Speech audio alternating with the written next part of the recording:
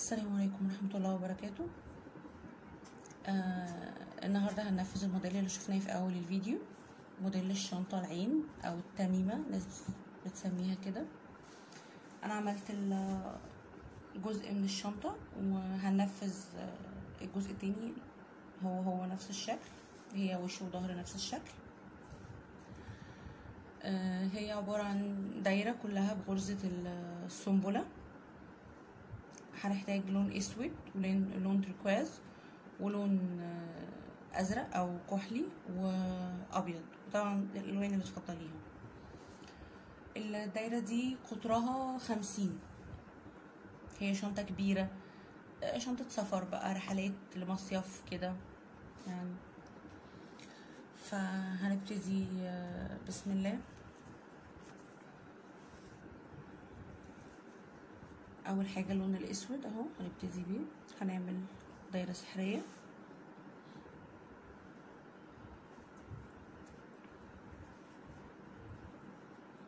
وهناخد غرزه سلسله. بعد كده هنشتغل جوه الدايره دي 5 غرز، 1 2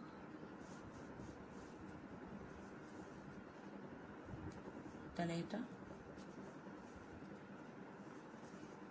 4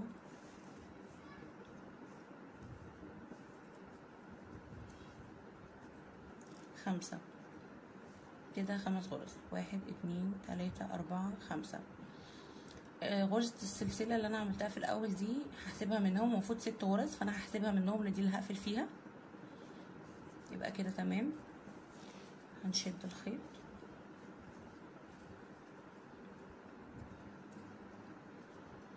وهنقفل في اول غرزة حشو منزلقة. كونت عندي دايرة. هنبتدي نشتغل تزايد بقى في كل الدايرة، بس هنشتغل غرزة سنبلة اللي هي جوه حرف الفي، مش تحت الحلقتين، لا جوه حرف الفي. تمام. هنبتدي اهي اول ضلع اهو،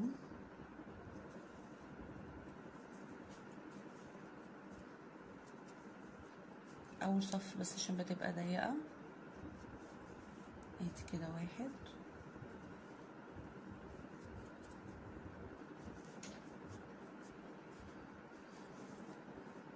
ادي اول غرزة عملت فيها 2، تاني غرزة،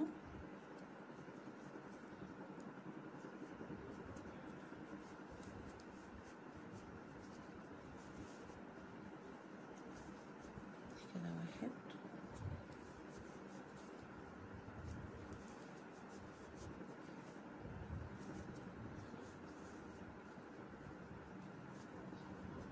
2. بالشكل ده هشتغل على 5 غرز تزايد، في كل غرزة غرزتين. تمام. هكملها وارجع لكم. هنا اهو خلاص عملنا في كل الغرز تزايد زي ما قلنا. هنيجي برضو قفلة السطر ازاي، هنيجي على الغرزة اللي هي السلسلة، هلاقيها من ورا فيها 3 حلقات كده، مش حلقتين زي بقية الغرز.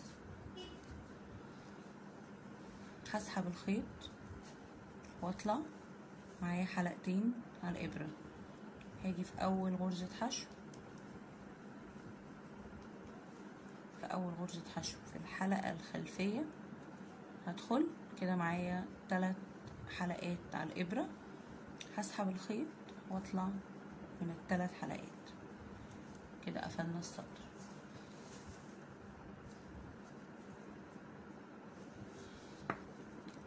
التزايد بقى في السطر الجاي هيبقى ازاي. هنيجي اول غرزة هنشتغل فيها حشو عادي.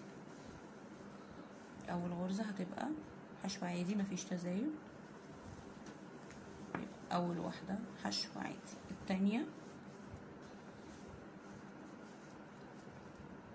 التانية هتكون تزايد، يعني غرزتين في غرزة واحدة.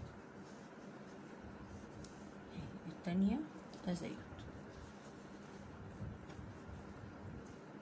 اللي بعدها حشو واحدة،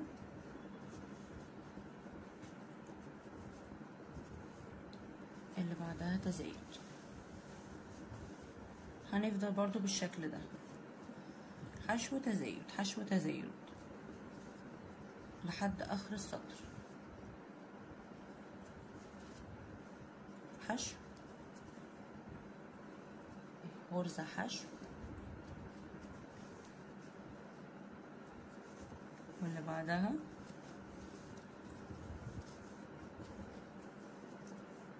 تزايد بالشكل ده. هنفضل غرزة حشو وغرزة تزايد لحد اخر السطر. تمام، هوصل لاخر السطر وارجع له. هنا تمام، رجعنا خلاص. لما خلصنا السطر كله، واحدة تزايد واحدة حشو، قصدي واحدة تزايد واحدة حشو واحدة تزايد لاخر السطر. هنيجي برضو للغرزة الاخيرة، هنخش، بيبقى شكلها من ورا في حلقات كده، 3 حلقات، وبتبقى تحت قوي مش زي الغرز العادية. وبنسحب الخيط، نطلع في اول غرزة حشو، وبنخش معانا 3 حلقات على الابرة، ناخد الخيط ونطلع من ال3 حلقات بالشكل ده. في بقى خطوة مهمة قوي، دي بتتعمل عشان بعد كده شكل التزايد ما يخليش شكل الدايرة يتغير، يعني ما تبقاش سداسي او خماسي، يبقى ليها اضلاع مكان غرز التزايد. بنعمل ايه؟ بنعمل سطر حشو في كله من غير ما نعمل اي تزايد. يعني هنشتغل دلوقتي في كل الغرز سطر حشو عادي في كل الغرز من غير اي تزايد. سطر حشو، يعني في كل غرزة غرزة بس، كل غرزة غرزة لحد اخر السطر. ده بيساعد ان الدايرة تفضل شكل دائري منتظم كده، ما يبقاش فيها اي اضلاع تخلي شكلها مش لطيف. يبقى هنشتغل اهي غرز حشو في كل الغرز، كل غرزة غرزة واحدة بس. تمام، هنرجع كده ونقول لكم تزايد السطر اللي بعده هيبقى عامل ازاي. هنا خلاص اشتغلنا السطر اللي هو كله حشو بدون اي تزايد. جينا خلاص عند الغرزة اللي بنقفل فيها، هندخل ونطلع كده معانا حلقتين بس. هنا احنا هنغير اللون بقى خلاص. هنغير اللون ازاي؟ احنا دخلنا في الغرزة وطلعنا بالحلقتين، هنخش في الحلقة الخلفية من الغرزة، هنجيب اللون التاني ونطلع بيه بقى من ال3 حلقات. يبقى احنا كده غيرنا اللون. تمام، تاني عشان لو مش واضحة، احنا دخلنا في الغرزة اللي بنقفل فيها وطلعنا بالخيط. المفروض بنخش في الضلع الخلفي من اول غرزة حشو عشان نسحب الخيط ونطلع، نبقى قفلنا السطر. المرة دي هنسحب الخيط اللي هو اللون التاني. هنا عندنا لون التركواز اهو، وطلعنا بيه من ال3 حلقات بالشكل ده.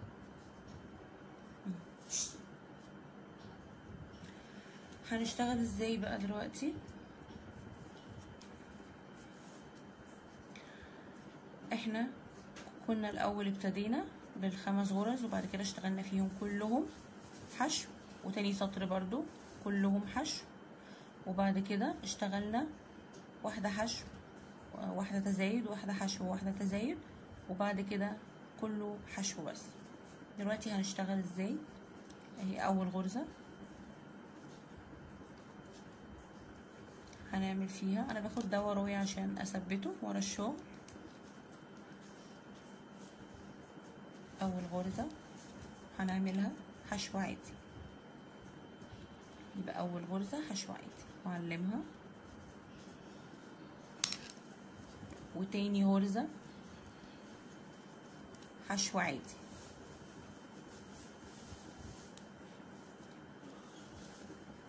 يبقى حشو حشو. التالتة بقى هنعملها تزايد، التالتة تزايد يعني غرزتين في نفس الغرزة بالشكل ده، يبقى حشو حشو تزايد. تمام. تاني حشو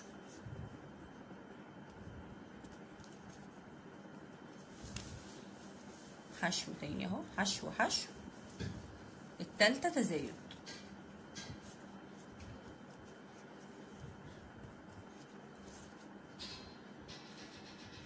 بالشكل ده. يبقى السطر ده كله هنشتغله كده حشو حشو تزايد، حشو حشو تزايد، يعني 2 حشو والتالتة تزايد. تمام. السطر ده كله هنشتغله بنفس الشكل ونرجع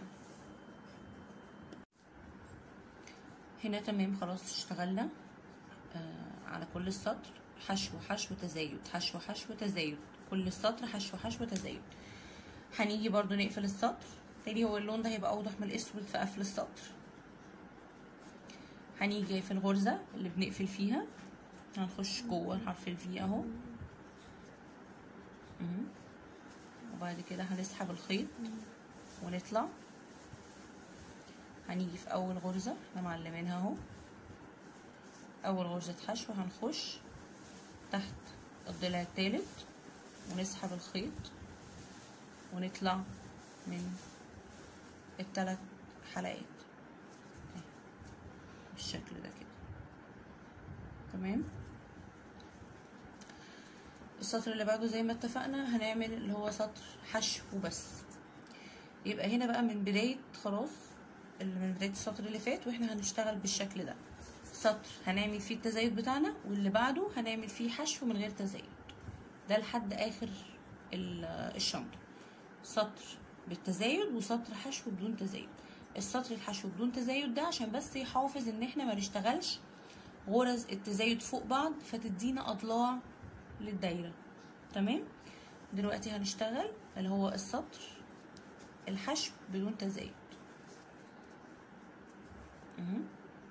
نعلم بس الغرزة الاولانية، هعلم دي اهي، وبعد كده حشو في كل الغرز بدون تزايد.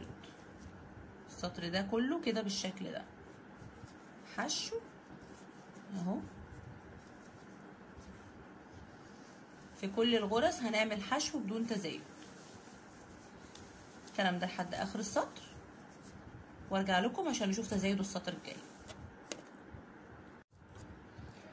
هنا خلاص رجعنا اشتغلنا السطر الحشو بدون تزايد وقفلنا السطر خلاص. هنشتغل دلوقتي ايه؟ التزايد هيكون ازاي؟ اول غرزة هنعملها حشو عادي، يبقى 1 حشو، 2 برضو هتبقى حشو عادي، التالتة برضو هتبقى حشو عادي. هنيجي بقى في الرابعة هنشتغل التزايد، يعني غرزتين في غرزة واحدة. الرابعة هي اللي هيكون فيها التزايد بالشكل ده كده، يبقى 1 هنعد كده 3 غرز قصدي حشو عادي كده، 2 3 والرابعة هي اللي هتكون تزايد.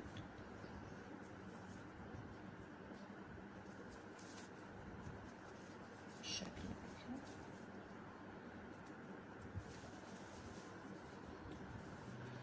اهي كده. السطر ده هيكون حشو حشو حشو والرابعة تزايد، يبقى 3 حشو عادي والرابعة تزايد. هنفضل كده لاخر السطر 3 حشو والرابعة تزايد.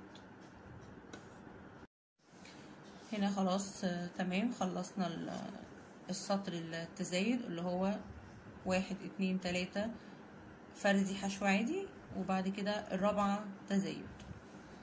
هنقفل السطر، دخلنا في الغرزة بتاعتنا عادي، وهنطلع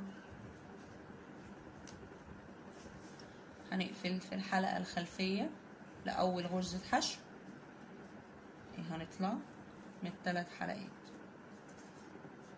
بالشكل ده، وهنعمل زي ما قلنا السطر حشو بدون تزايد.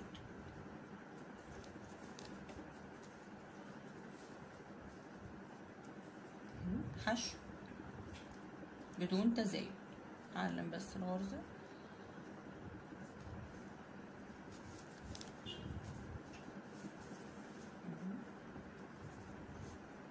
سطر حشو عادي بدون تزايد، عشان زي ما قلنا بنحافظ على شكل الدايرة ان هي تفضل دايرة ما فيهاش اضلاع. تمام، هنفضل كده برضو لحد اخر السطر عشان بعد كده نشتغل التزايد الجاي. هنا خلاص اهو رجعنا بعد ما عملنا السطر اللي بدون تزايد. هنشتغل دلوقتي التزايد. اهي اول غرزة هنشتغلها عادي، غرزة حشو عادية،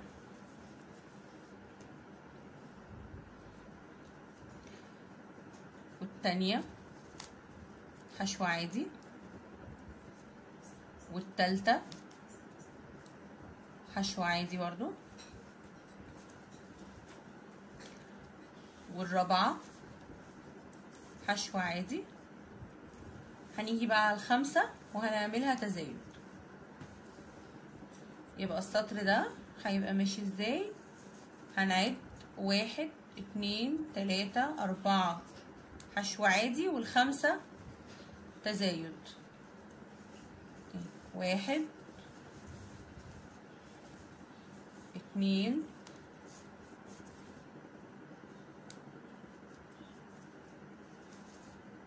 3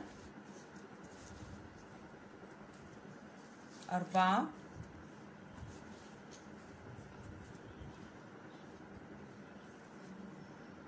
والخامسة هتبقى تزايد. هنستمر بالشكل ده لحد اخر السطر اللي هو 4 غرز حشو عادي والخامسة تزايد لحد اخر السطر، وهعمل السطر اللي بدون تزايد وارجع لكم. ماشي، هنا خلاص رجعنا لما عملنا السطر كله اللي هو الخامسة تزايد، واشتغلنا وراه سطر حشو بدون تزايد. زي ما قلنا ده هيبقى ثابت ما بين كل سطر تزايد وسطر لأ. هنا خلاص كده احنا يعتبر خلصنا اللون التركواز. هندخل اللون الكحلي. زي ما قلنا هنخش في الغرزة اللي بنقفل فيها ونطلع بالخيط ونسحب بقى اللون الجديد. بس الاول هنخش في الحلقة الخلفية لأول غرزة حشو وهنطلع باللون الجديد بالشكل ده كده.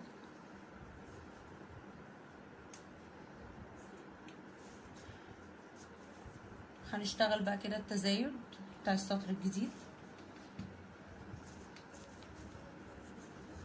هنشتغل 1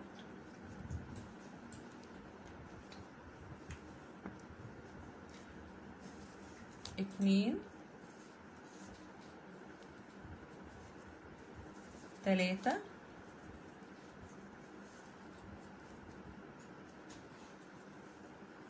4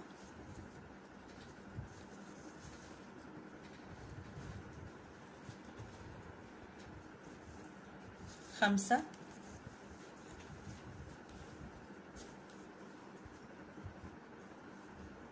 5 غرز بدون تزايد، والستة هي اللي هيكون فيها التزايد.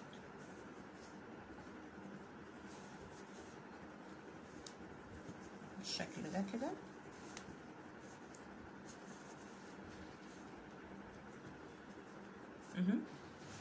يبقى 1 2 3 4 5 والستة تزايد. السطر ده هيكون بالشكل ده. هنشتغل 1 2 3 4 5 والستة تزايد. ده تزايد السطر ده، 5 غرز حشو والستة تزايد. هشتغلهم 5 غرز حشو والستة تزايد لحد نهاية السطر، وهشتغل السطر اللي بدون تزايد وارجع لكم نعرف التزايد الجديد.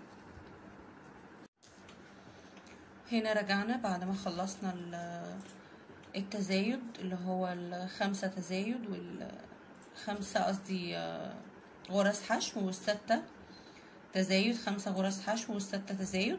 خلصنا السطر كله واشتغلت فوقيه سطر بدون تزايد.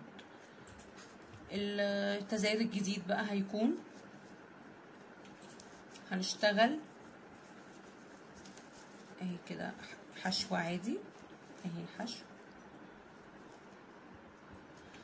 هنشتغل بقى المرة دي 7 غرز حشو 6 غرز حشو والسبعة تزايد، يعني 1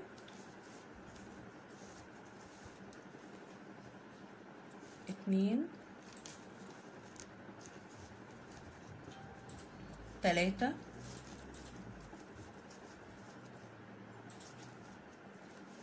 4 5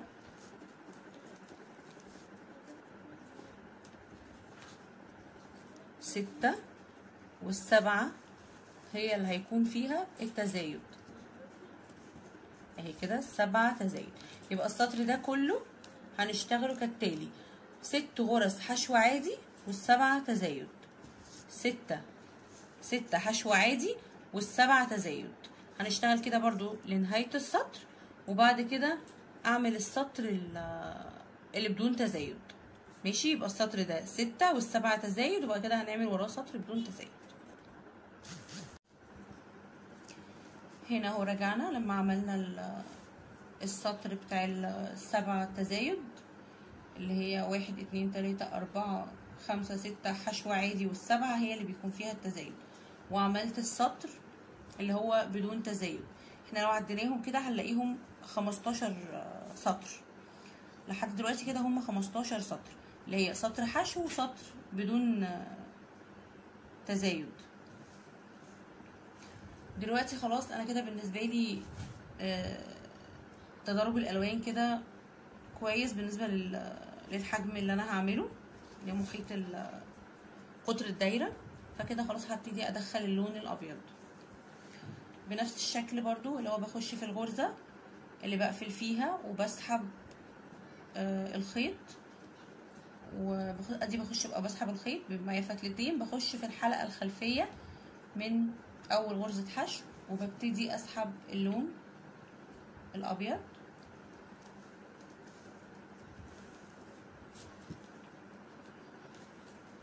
بالشكل ده كده، وهبتدي اشتغل التزايد اللي في السطر الجديد اللي هو هيبقى عبارة عن 7 غرز حشو عادي والتامنة هي اللي تزايد. يعني هنبتدي نشتغل 7 غرز حشو، ادي 1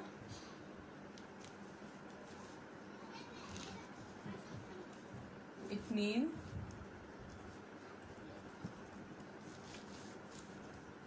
3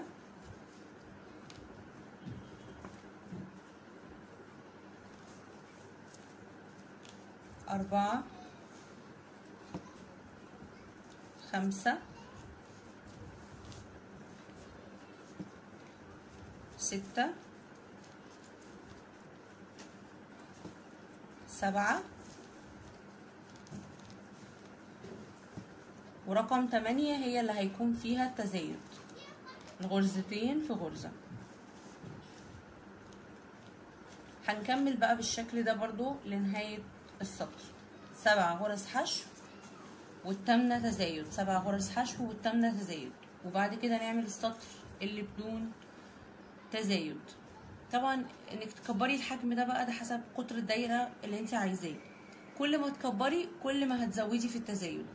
يعني ازاي؟ يعني مثلا ده لحد دلوقتي احنا عملنا التامنة تزايد، بعد كده هتبقى سطر بدون تزايد، وبعد كده التاسعة هي اللي تزايد، وبعد كده سطر بدون تزايد، وبعد كده العشرة هي التزايد، وبعد كده سطر برضه بدون تزايد، وبعد كده ال11 هي اللي بتزايد. انا هفضل اشتغل لحد ما اوصل لل12 هي اللي فيها التزايد. تمام، هشتغلهم وبعد كده ارجع معاكم نشوف هنعمل ايه في الشنطه. هنا خلاص رجعنا لما خلصنا خلاص الدايره كلها كده، بقى عندنا قطعتين وش وظهر. اشتغلنا لحد ما وصلت للتزايد بالشكل اللي هو هنعد 11 غرزه فردي، وال12 هي اللي هتكون تزايد. طبعا كنت محافظه على السطر بدون تزايد ما بين كل سطر تزايد والتاني. وفي الاخر اشتغلت سطر منزلقه على الحواف كده، خلى الحواف متماسكه اكتر وشكلها منتظم اكتر. دلوقتي المفروض نعمل الدراع عشان نثبته في الشنطه قبل ما نركب البطانه. هنعمل الدراع ده، دراع شكله حلو قوي ومتين قوي قوي، قوي قوي، يعني ما بيتمطش خالص خالص لانه مليان من جوه. هنعرف ده ازاي احنا بنشتغله.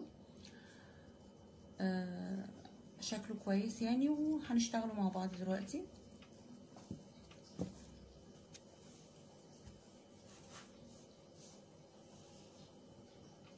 هنسيب مسافة من الخيط عشان نثبت بيها.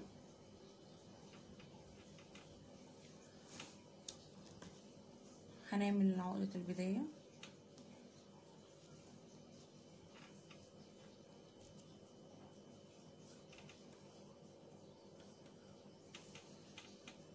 وهنشتغل 4 سلاسل،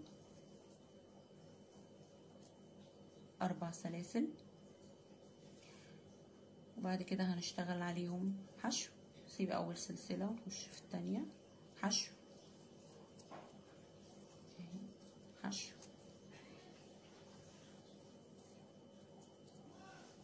حشو كده اهو. السطر التاني حشو عادي، هنرتفع سلسلة ونلف الشغل، ونشتغل السطر التالت برضو حشو عادي، كل غرزة غرزة.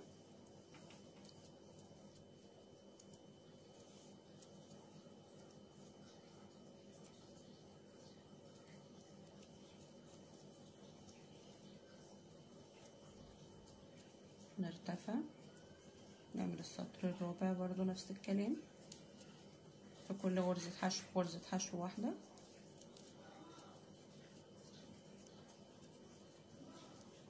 الشكل ده،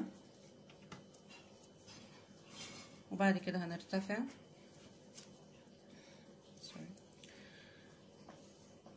السطر الخامس بقى هنعمل في كل غرزة غرزتين تزايد، يعني في اول غرزة غرزتين، في التانية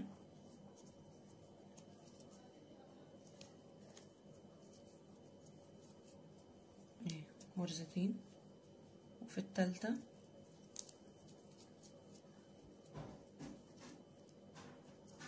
غرزتين. كده 3 غرز حشو بقوا 6. ال3 غرز بقوا 6. تمام. هنعمل ايه بقى دلوقتي؟ ده وش الشغل بتاعنا عادي، وده الظهر.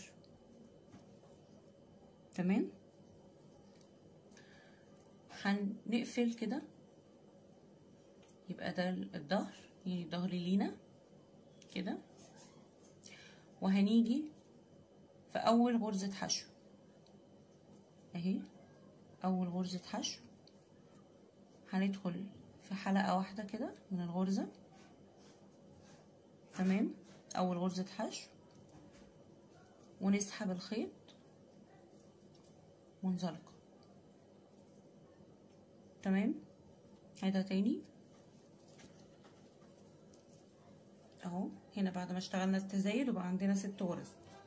ده كده ظهر الشغل وده وشه. تمام. هنخلي الظهر لينا كده، هنضم الشغل على بعضه بالشكل ده، وهنخش في اول غرزة حشو هنا، وهنسحب الخيط ونعمل منزلقة عشان تدينا دايرة كده. تمام. هنعمل ايه بقى بعد كده؟ مش هنشتغل بقى في الحلقات، مش هنشتغل في الحلقات دي، لا. احنا قلنا ان ظهر الشغل هو اللي لينا. هنشتغل في الحلقات اللي ورا دي المستخبية دي، الحلقات اللي هي بتتكون مع غرز الحشو من ورا اهي دي. يبقى مش هنشتغل في حلقات الغرزة، لا، هنشتغل في الحلقات الخلفية دي. تمام.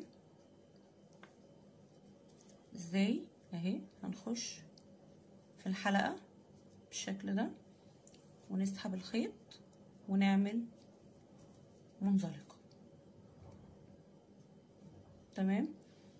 وبعد كده اهي سوري، وبعد كده اللي جنبها دخلنا فيها من ورا ونسحب الخيط ونعمل منزلقة اهي. الحلقة اللي ورا مش حلقات الغرزة اللي بتبقى في ظهرها، هنخش فيها ونسحب الخيط ونطلع منزلقة نفس الشكل اهي.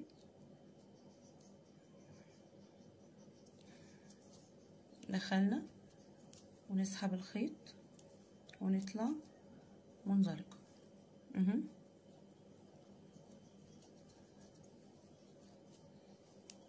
ونسحب الخيط ونطلع منزلقة. تمام اهي، ونسحب ونطلع منزلقة. تمام. يا رب بس تكون واضحة اهي. احنا بنشتغل في دول، في الغرز دي مش الحلقتين بتوع الغرزة. الحلقتين بتوع الغرزة دول لا، هنلف كده ورا ونخش في الحلقات دي اهي. تمام. اهي برضو اهي، ملناش دعوة بالحلقات بتاعة الغرزة، لا، احنا بنخش في الحلقات اللي ورا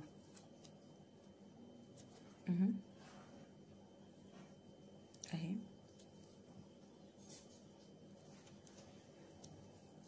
كل الشغل هيكون كده منزلقة في الحلقات دي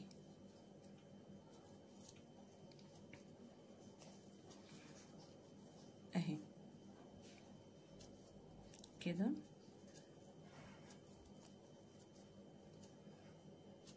اهي.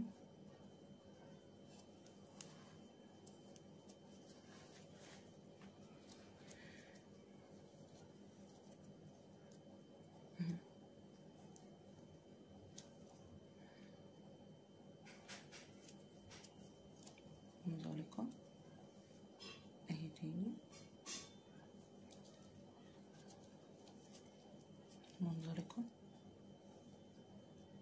اهي برضو،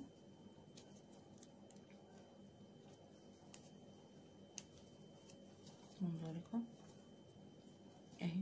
شيء هي باينة اهي دي اهي اهي، يا رب تكون واضحة.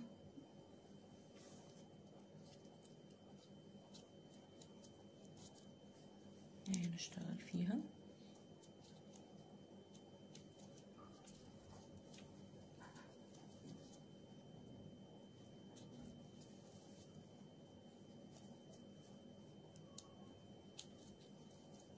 كله كده منزلقة داير ما يدور.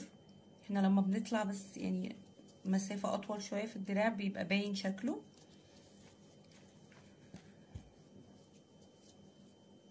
بنفضل نشتغل في الحلقات الخلفية دي اللي ورا، مش بتوع الحلقتين بتوع الغرزة ذات نفسهم، لا اللي بتبقى ورا في ظهر الشغل،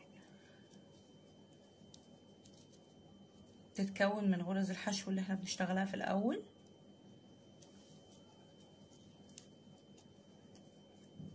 بنفضل كده داير ما يدور.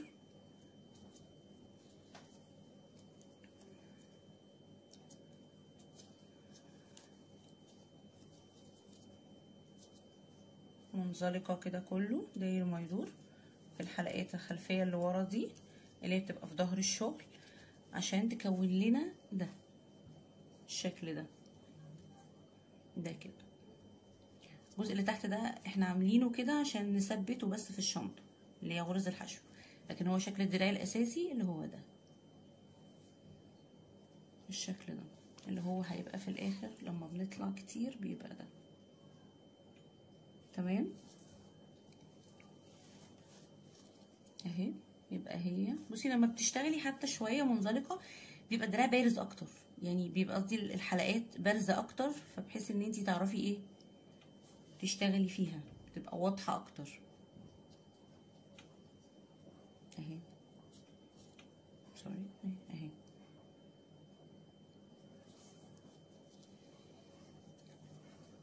تبتدي برضو اهي تعمليها منزلقه داير ما يدور اهي، منزلقه. اللي بيخلي بقى الدراع سميك كده قوي ان الغرز اللي يعني كل الحلقتين بيخشوا جوه، بيبقوا جوه، فعشان كده بيبقى مليان من جوه، يعني صعب انه يتمط او حتى انه يتقطع لان هو قوي قوي يعني. اهي بالشكل ده كده هنفضل نشتغل كده حلقات في الحلقات اللي ورا دي اللي في ظهر الشغل دي منزلقة لحد ما نوصل للطول المناسب ليكي. شوفي الطول عايزاه قد ايه، وبعد كده نرجع نشوف هنعمل ايه في اخر الدراع. بصوا هنا طلعنا سطور اهي، فابتدى شكله يوضح اكتر، وشكل الغرز هنا بقى واضح اكتر اهي. بنشتغل في دي. تمام يا رب تكون واضحه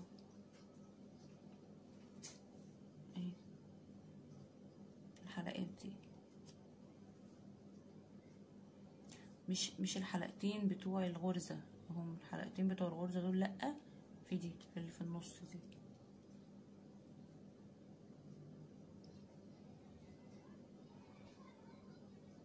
تمام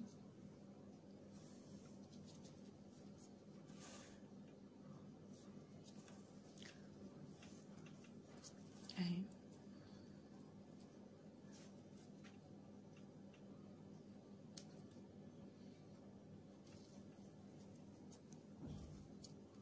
منزلقة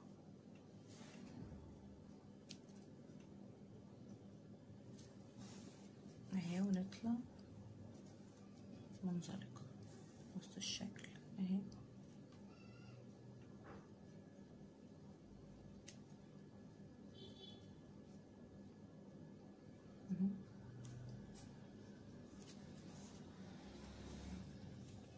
ونطلع منزلقة ماشي، هو كده بنفس الشكل. هنا بعد ما وصلنا خلاص لطول الدراع اللي انا عايزاه، هنعمل ايه؟ هنشتغل بقى المرة دي. خلاص احنا كده خلصنا. عندنا اهي غرز الحشو. احنا كنا بنشتغل ورا، لا دلوقتي خلاص هنشتغل، هندور على غرز الحشو بتاعتنا اللي هي الحلقتين بتوع حرف الفي عادي، وهنشتغل. هناخد سلسلة ارتفاع وهنلف الشغل، وهنشتغل في حلقة واحدة بس، تمام، من الحلقتين. الحلقة الأمامية دي عادي هنشتغل غرز حشو.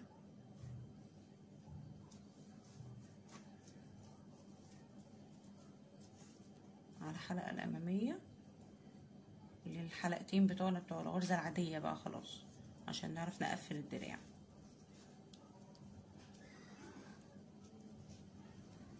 بالشكل ده كده، بالشكل ده. ناخد غرزة ارتفاع ونلفه. خلاص بقى كده بقى عندنا الحلقتين واضحين. هنشتغل حشو عادي كده تاني اهي، حشو عادي خلاص.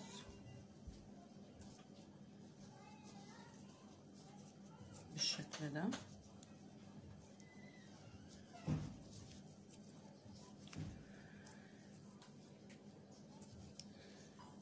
كده. نرتفع تاني، نعمل دور كمان.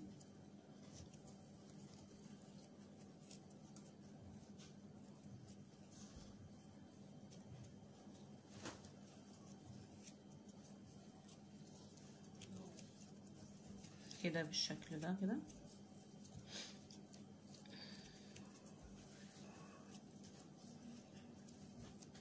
عشان يبقى عندنا الحافة دي كده زي دي، نعرف نثبت منهم الدراع في جسم الشنطة كده. يبقى احنا خلصنا الدراع. المفروض دلوقتي هنثبته في الشنطة. هقص الخيط على مساحة كويسة عشان نقدر نثبت بيها.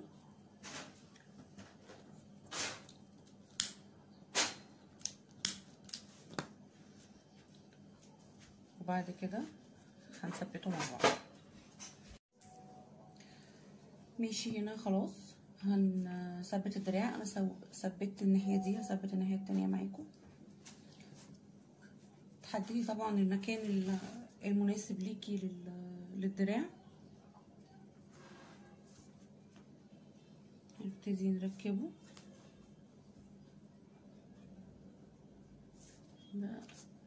طبعا لازم يكونوا على نفس الخط عشان يكون شكلهم متناسق يعني. ندخل الإبرة، إبرة التنظيف، ما بين الغرز كده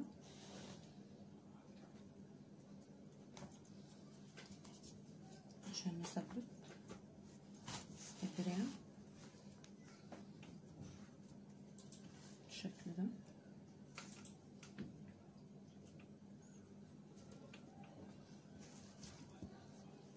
هي سهلة يعني، انتي بتدخلي وبتطلعي الإبرة في الغرز بتاعت جسم الشنطة، والغرز اللي احنا سايبينها، الحافة اللي عملناها للدراع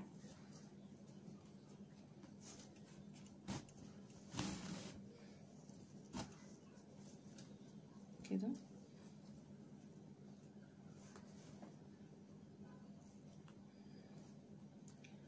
بندخل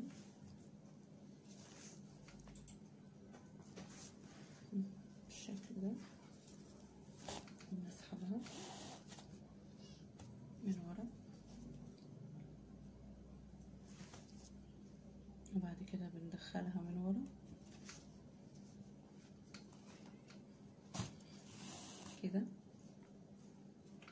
بالشكل ده. تاني هندخلها في الدراع وفي غرز الشنطة، ونطلع من ورا كده بالشكل ده لحد ما نحس ان هي ثبتت كويس يعني.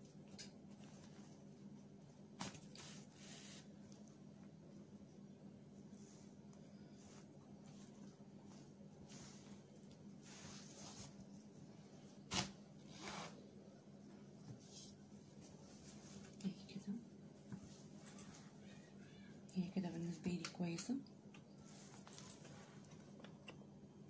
اهي بالشكل ده. هثبت الدراع التاني في الجزء التاني من الشنطة وارجع له. هنا خلاص رجعنا بعد ما ثبتنا الايد في القطعتين الشنطة بالشكل ده اهو. وبعد ما خلاص ركبنا الايد بنركب بقى البطانة. طريقة البطانة دي سهلة جدا يعني. هي بتقصي من القماش دايرة على قد القطعة، وبتتخيط داير ما يدور كده عادي، سهلة جدا يعني. بس وده جيب في الشنطة عادي برضو بيتخيط كده عادي، سهلة دي خالص طريقة البطانة دي يعني. دلوقتي بقى خلاص اخر خطوة ان احنا هنخيط بقى الناحيتين في بعض عشان تتقفل. طبعا دي هعملها بمنزلقة. هنجيب الخيط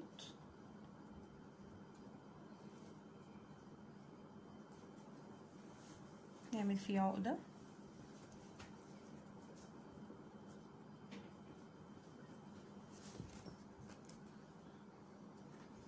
هنبتدي. طبعا لازم نكون مظبطين مكان الايد.